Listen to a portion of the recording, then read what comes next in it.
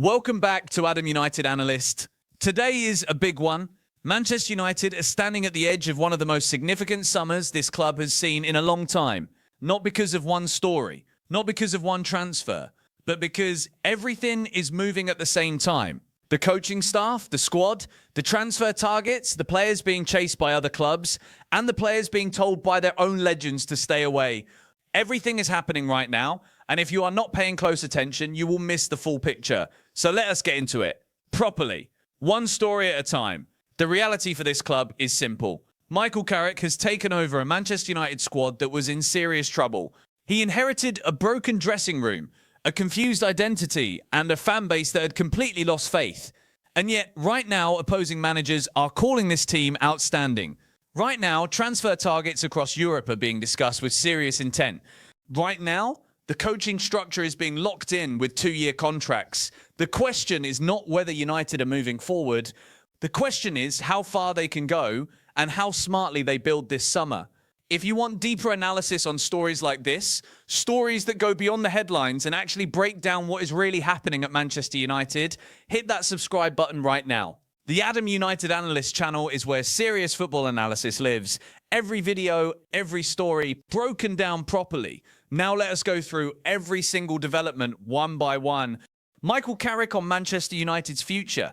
Here is what Carrick said directly. His words were, "As I have said before, I think just keep moving forward in so many ways, It is never finished. It is never the finished article. It definitely is not in terms of where we want to be as a football club." He continued, "I think we are moving in a good direction. I mean, momentum, positivity, and improvements is always, whether that is, sometimes it is staff, sometimes it is playing squad, sometimes it is new ideas. Just keep evolving as much as we possibly can as a club. Now let us analyze this." Those words tell you a lot about the mindset Carrick is bringing to Old Trafford. He is not standing at a press conference promising trophies. He is not making grand statements about being back. He is talking about process. He is talking about evolution. And that is actually the most reassuring thing a Manchester United supporter could hear right now. The club does not need hype. It needs direction. It needs someone who understands that building something sustainable takes time. And Carrick is communicating exactly that. Of the phrase, keep evolving as much as we possibly can, is the language of a man who is in control, who knows where he wants to go, and who is not going to let short-term noise distract him from the long-term plan. Matías Fernandes and West Ham. The update here is clear. Manchester United have held further talks with West Ham United over the availability of Matías Fernandes. United's interest in the midfielder has intensified in recent weeks. Let us analyse this one carefully. The key word is intensified. This is not a club just keeping tabs. This is a club actively pushing conversations forward. Matías Fernandes is a midfielder, and given everything Carrick has been saying about what he wants in that position, this makes complete sense. The talks have moved beyond initial interest. Further discussions means there have already been earlier discussions. United are serious here. Watch this one closely. Carrick's coaching staff confirmed. Fabrizio Romano confirmed this. Steve Holland, Jonathan Woodgate, Johnny Evans, Travis Binion and Craig Mawson will continue with Manchester United as part of Carrick's staff. They will sign 2-year contracts. This is genuinely significant. The analysis here is straightforward but important. 2-year contracts for the entire coaching staff means stability. It means Carrick is not operating on a short-term basis. The club is committing to this group of people for a meaningful period of time. Johnny Evans brings experience as a former United defender who understands the club's culture. Steve Holland is a highly respected name in elite football coaching. This is a serious staff being put in place around a serious manager, and the 2-year commitment signals that the club's leadership believes in this direction. This is not a temporary fix. This is a foundation being laid. Yan Diomande and the €100 million problem. Manchester United are continuing to closely monitor RB Leipzig forward Yan Diomande, who is understood to be one of their preferred attacking targets. Leipzig are keen to tie the player down to a new contract, which would include a significant salary increase and a release clause. However, United have made it clear they will not meet a €100 million valuation and will only move if the price is reduced to a more reasonable figure. Now, this is a fascinating situation. Let us break it down. Yan Diomande is described as one of United's preferred attacking targets. That is strong language. That tells you this is not a vague name on a long list.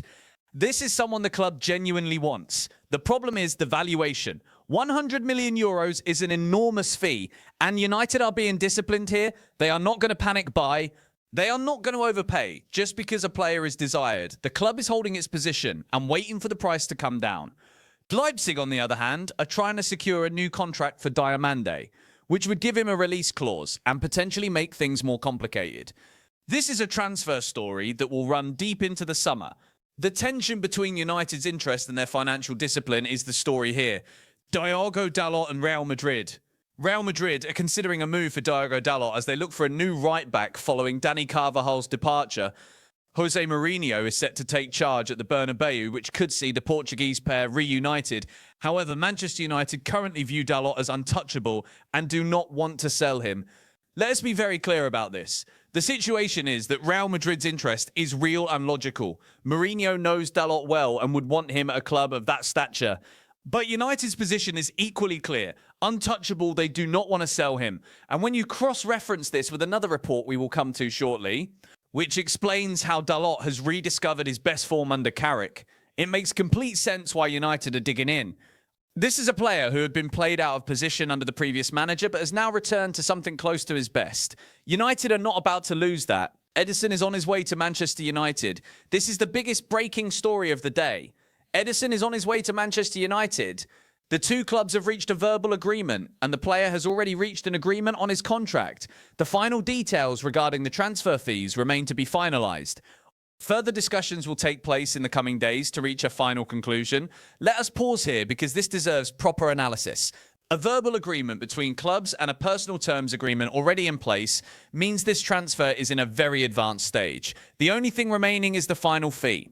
That is essentially the last step before an official announcement. Ederson playing in a Manchester United shirt is now a very real and very imminent prospect. The question fans will be asking is, what position does he play, what does he bring, and how does he fit into Carrick's vision? This is a name that clearly holds serious value at the highest level, and United moving quickly and decisively to secure a verbal agreement shows real intent from the club's leadership this summer. Carrick on what he wants next to Kobbie Mainoo. Carrick's words on the midfield were direct. He said, to be a midfielder at Manchester United, you need to have an element of composure, expression. You have to be positive. You have got to have an element of athleticism to deal with fast attacks in how we want to play the game. And you want to be creating excitement. Let us analyze this as a blueprint. Carrick is essentially describing a very specific profile: composure, expression, positivity, athleticism, excitement. This is not a defensive midfielder. This is not a player who sits and protects. This is a player who moves forward, who is dynamic, who contributes to the attacking play while also handling the physical demands of transitions. When you hold this description against the names being linked to United this summer, it becomes a very useful filter. Does Matheus Fernandes fit this profile? Does the reported interest in other midfielders match this description? That is the analysis every United fan needs to be running. Fabian Hürzeler praises Manchester United. Brighton manager Fabian Hürzeler said this ahead of facing United.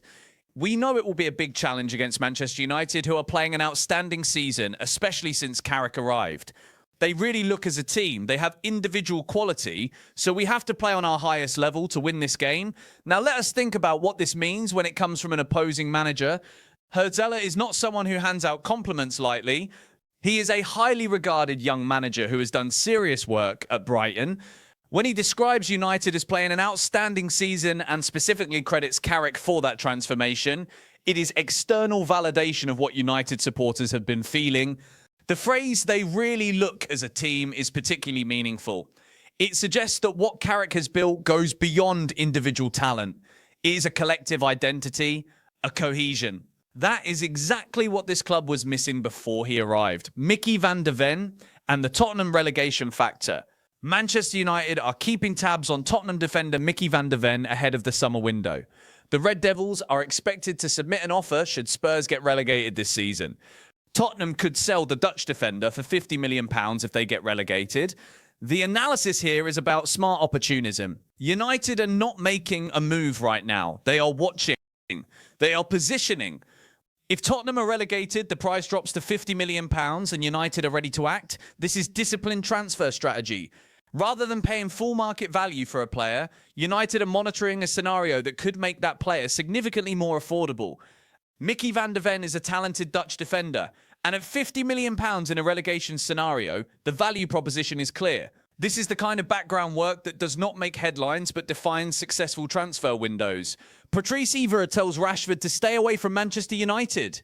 Patrice Evra tells Rashford to stay away from Manchester United. Legend gave this advice to Marcus Rashford. His words were, as a selfish and personal point of view, don't come back to Manchester United. Stay where you are happy. I know Marcus's price will be daylight robbery for Barcelona. They are definitely going to pay less than what he is worth. Let us analyse this very carefully.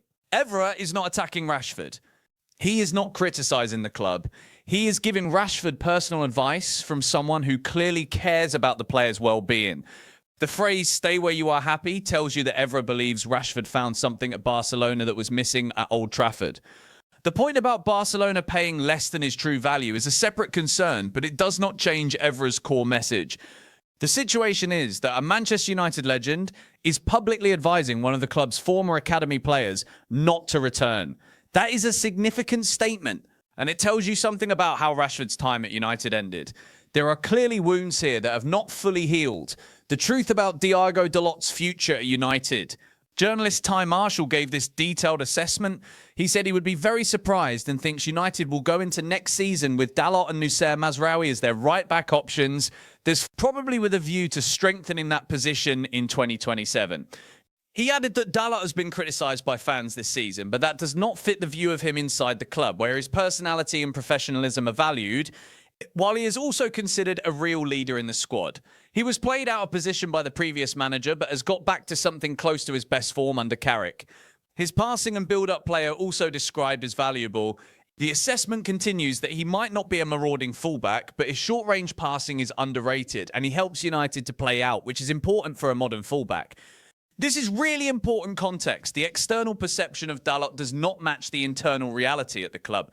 Fans have questioned him. But inside Old Trafford, he is seen as a leader, a professional, and a player who has rediscovered his quality under Carrick. The tactical point is also significant. Dalot's short-range passing and ability to help United build from the back fits exactly what Carrick wants from his fullbacks. This is a player who has been misunderstood by many supporters, and this report gives you the full picture. Michael Lewis Skelly and the left-back question. The update on Lewis Skelly and Manchester United came with important context. The analyst noted that United have had Lewis Skelly on their left-back list for a few months, with the attraction being that he can play multiple positions and deputise and eventually take over from Luke Shaw when his contract runs out. United also have Lewis Hall on that same left-back list. The interesting factor with Lewis Skelly is that Arsenal might need to sell someone in the summer to invest heavily after winning the Premier League title, and they might need to raise funds by selling one or two players. The analysis here centres on opportunity. Lewis Skelly's versatility is genuinely attractive. A player who can play multiple positions and who is viewed as a long-term replacement for Luke Shaw is a very specific profile. The Arsenal angle is the key variable. If Arsenal need to sell to fund their own summer, Lewis Skelly could become available.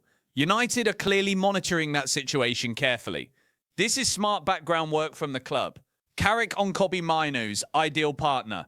Carrick gave an extended answer on this topic. He said he thinks Kobbie can do a lot of things and has a lot of strengths. So in terms of whoever plays with him, it is not all about just bringing somebody in to complement Kobbie. He said, of course, that is a big part of the midfield and the balance and the whole team balance and who can play with and get the best out of each other. He then said that to be a midfielder at Manchester United, you need to have an element of composure, an element of expression. You have got to be positive. You have got to have an element of athleticism to deal with fast attacks and how United want to play the game. The deeper analysis from this quote is that Carrick is not looking for a player who simply fills a gap next to Manu. He is looking for a player who elevates the entire midfield system. The balance point is crucial. Manu has strengths, but Carrick is thinking about what the whole midfield looks like as a unit. This is a manager who thinks in systems, not just in individual signings. That is an encouraging sign for how United will approach this summer's business. Iku Kone and Diego Leon futures revealed. The assessment on these two young players was honest. On Iku Kone, it was noted that he has had a difficult loan at Lausanne Sport in the second half of the season and continues to struggle with injuries. He has not really built up much momentum at United and does not look physically ready for a first-team role. Another loan next year looks likely. On Diogo Dalot, it was noted that he has had a season settling in at United, but if a new left-back is signed, his immediate path to more first-team opportunities will be limited. He could get his first experience out on loan next season. This gives you a clear picture of where both players stand. Coney is behind schedule due to injury and will need more time away from the club to develop. Leon has settled but will likely need a loan move to gain experience, especially if United bring in a senior left-back this summer. These are important planning details that tell you how United are thinking about their squad depth going into next season. Fabrizio Romano on Carrick's midfielder profile. Romano shared Carrick's words directly. Carrick told Sky Sports, "You need to have composure, poise, and be positive. You need to have the physical strength to deal with the quick transitions in the way we want to play and to create excitement. Short, clear." And when you put this alongside every other quote Carrick has given on midfielders this week, a very consistent picture emerges.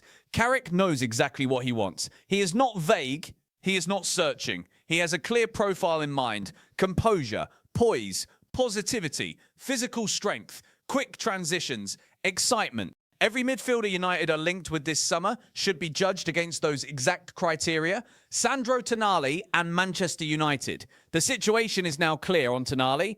He had been on United's midfield shortlist and was understood to be a top option. Over the past few weeks, however, those links have gone quiet. It is now clear that Sky Sports Newcastle reporter Keith Downey has shared a significant update. He reported that while there was a message from a colleague at Sky Italy suggesting direct contact had taken place between Manchester United and Newcastle, he was told that is not actually the case. There have been no talks and no contact from Manchester United towards Newcastle for Tonali. And the noises around the situation now suggest there is more chance of Tonali staying at Newcastle than there was a few weeks ago. The analysis on this is important for a few reasons. First, Tonali was a divisive target. His age and profile did not convince every United supporter that he was the right addition. Second, the financial reality is significant. Tonali would cost in the region of £80 million. That is a large investment. Third, and perhaps most importantly, Newcastle have financial pressures of their own this summer. With Anthony Gordon likely heading to Bayern Munich, they are unlikely to sanction multiple key departures. The evidence now suggests United are shifting their focus elsewhere, and the Tonali chapter in this transfer window may already be closing. Lewis Hall emerges as a more realistic target in this context. Hall is described as United's top left-back option this summer. And if Tonali stays at Newcastle, United's attention in that direction is likely to accelerate toward the left-back instead. This is a good example of how quickly transfer stories can shift. A player who was described as a top option just weeks ago is now looking like a deal that will not happen. United fans should not be disappointed by this. The focus on midfield quality that fits Carrick's stated profile is more important than pursuing any one specific name. Bryan Mbeumo at Manchester United. The situation with Mbeumo is one of the genuine positive stories of this season. Compared to most signings in the period since Sir Alex Ferguson left, Mbeumo has been a success. He hit the 10 Premier League goal mark with his goal against Nottingham Forest. 11 goals in all competitions this season, alongside 3 assists. That is a strong platform. But the more interesting story is what comes next. Mbeumo revealed in conversation with Sky Sports that he has formed close brotherly bonds with 2 teammates. On Ahmad, he said they have a really good relationship, that he takes him as a little brother, tries to help him, and that they get along well on and off the pitch. On Lenny Yoro, he said the same, describing him as a good guy and someone he also takes as a little brother, trying to give him advice and maintain a good friendship. The analysis here goes beyond statistics. A player who is integrating this deeply into the squad culture, who is mentoring younger teammates, who is building genuine relationships both on and off the pitch. That is the kind of player who elevates a dressing room. This is not just a goal scorer. This is someone contributing to the team's identity and cohesion. And the numbers back it up.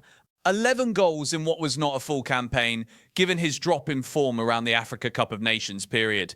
But here is the most important point. Cameroon failed to qualify for the World Cup. That means Mbeumo will not be going to the World Cup this summer. He will get a full pre-season with Manchester United. He will arrive for the new season fresh, fit, properly prepared, and with a complete understanding of Carrick's system. The expectation now is that next season, Mbeumo can reach 20 goals in all competitions. The evidence from this season suggests that is absolutely achievable. He has the quality, He has the integration, he has the fitness advantage. Next season could be the one where Mbeumo truly announces himself as a star of Old Trafford. The contrast with Amad is also worth noting. While Mbeumo's season has been positive overall, Amad has had a more difficult year and has seen his form drop. The relationship between the two, with Mbeumo taking a mentor role, could be a significant factor in helping Amad return to his best in the season ahead. Let us now pull everything together, because when you look at all of these stories as one picture, the shape of Manchester United's summer becomes very clear. The coaching structure is locked in. Carrick's staff have signed 2-year contracts. That is stability at the core of the football operation. The transfer approach is disciplined. United will not overpay for Diomande at €100 million. They are monitoring Micky van der Ven for a potential £50 million deal if Tottenham are relegated. They are in further talks over Mateus Fernandes. They have a verbal agreement in place for Ederson. The Tonali deal looks increasingly unlikely. Lewis Hall and Lewis Skelly are on the left-back list. The squad culture is healthy. Mbeumo is integrating brilliantly and building real relationships. Dalot is valued internally, even if fans have questioned him. Kone and Leon are being managed carefully with loan moves expected. And at the centre of it all is Carrick, a manager who is clear about his vision, consistent in his communication, humble enough to talk about process rather than promises, and experienced enough to have the trust of his players and the respect of his opponents.